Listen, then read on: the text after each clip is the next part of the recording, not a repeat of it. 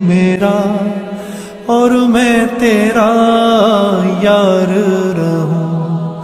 مجھ کو فقط تجھ سے ہو محبت خلق سے۔ نبی کریم صلی اللہ علیہ وسلم کا ارشاد ہے، جو شخص کسی مسلمان کی پردہ پوشی کرتا ہے، اللہ جل شانہ دنیا اور آخرت میں اس کی پردہ پوشی فرماتے ہیں،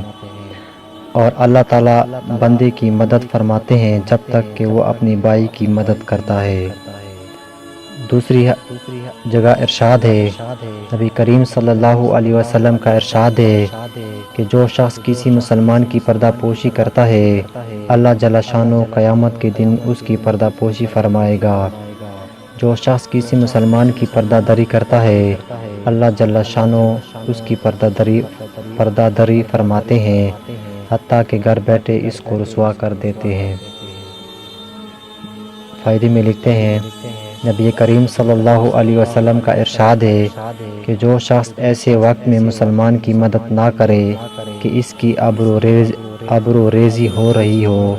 تو اللہ جل شانہ اس کی مدد سے ایسے وقت میں آغاز فرماتے ہیں